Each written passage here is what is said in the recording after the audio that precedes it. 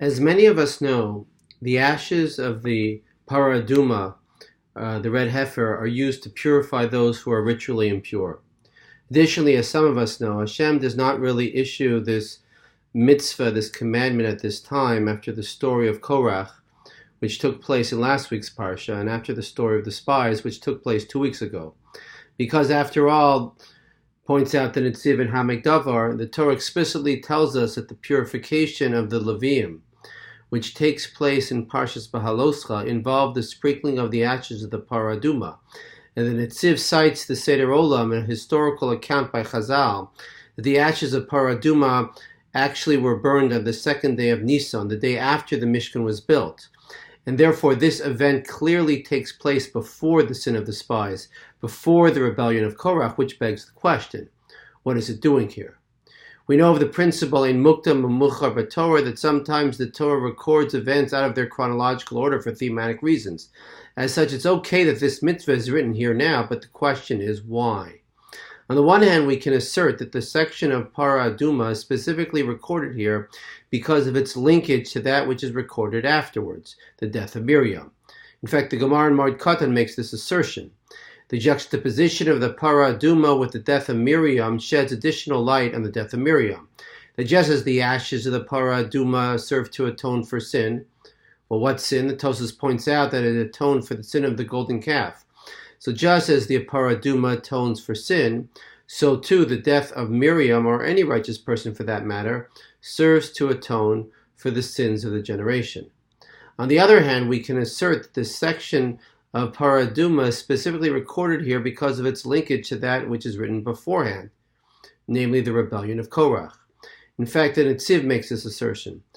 There were those Sadducees, those Tzidokim, who interpreted that the function of the ashes of the paraduma was to transform something from the mundane to the holy, from chol to kodesh, and not merely from tumah to tahara. It only purifies, but it also sanctifies. It sounds reasonable. But Torah says, no, this is wrong. Ritual is very specific, and there are specific rituals which transform from the mundane to the holy, but this is not one of them. And this was also the problem of Korach. He said, Kulam Kadoshim, everyone should be holy, everyone should be sanctified. If holiness or sanctity is a good thing, let's try to enable as many people as possible to achieve it. Don't limit it to Moshe and to Kohanim. Enable someone who is sprinkled with the ashes of the paraduma to achieve it.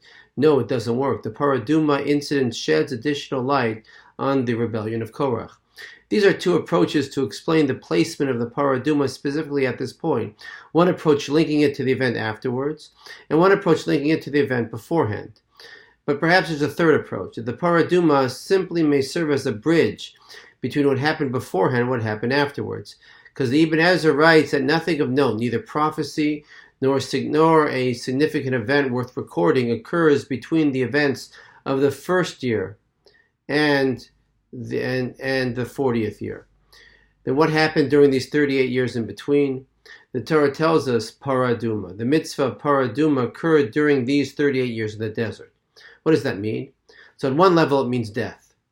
Paraduma is the antidote for ritual impurity, which one contracts after coming in contact with death. So on one level we could argue that the Torah is trying to tell us that for 38 years all that Bnei Yisrael experienced was death.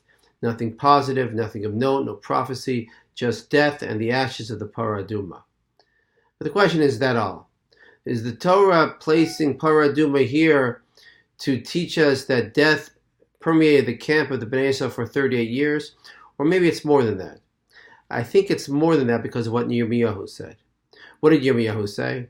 Yirmiyahu Hanavi shared with us a prophecy from God. In the second chapter of Yirmiyahu, he says in the name of HaKadosh Baruch Hu, Zacharti la chesed nurayach avas klul isayach. I remember for you the affection of your youth, the love of your betrothed. Lechtech achar b'midbar be'eretz lo zerua.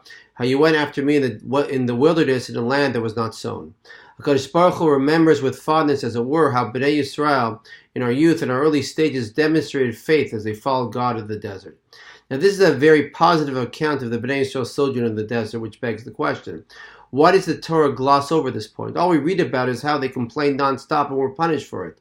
Why don't we read about what HaKadosh Baruch Hu remembers with fondness in his prophecy to Yirmiyahu? Additionally, is this really true? Did they really change after all these years? So the first story that we read about after these silent years in this week's Parsha is that Miriam dies, there's no water, and the Bnei Yisrael complain again. Why did you bring us out of Egypt so that we should die?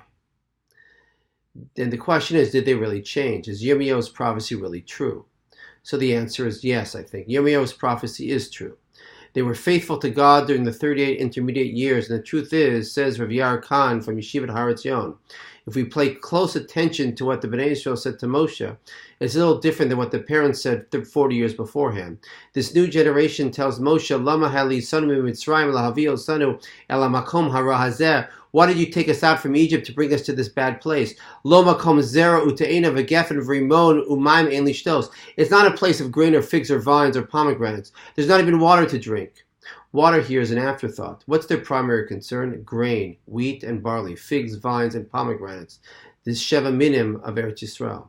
What's their message to Moshe? What are we doing here in the desert? Let's go to Eretz Yisrael already. What are we waiting for?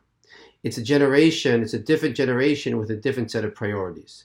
Because during these 38 intermediate years, these weren't just years of death symbolized by the Paraduma, but these were years of purification symbolized by the Paraduma.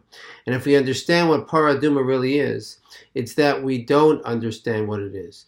Paraduma is the classic ritual which seems to defy logic. The one who is the recipient of the ashes becomes pure, and the one who performs the ritual becomes impure. And yet we follow, and yet we have faith. And this was the Bnei Yisrael. Lechtech acharei b'midbar be'eretz lo zrua. Following God faithfully for 38 years. No highlights, no prophecies, no great stories of note, because that's exactly the point. Service of God requires a daily grind, day in and day out, year in and year out, constant commitment, and perhaps for a long time, we will not perceive a change in ourselves. Yes, I decided to study parak of Nach every day. Yes, I decided to put a little more kavanah in my Shemon Esrei every day. Yes, I decided to clean up my language every day, but I don't see spiritual results. I don't see that I'm a better person necessarily. But it takes time. There are no shortcuts to serious spiritual growth. It's about disciplining ourselves day in and day out.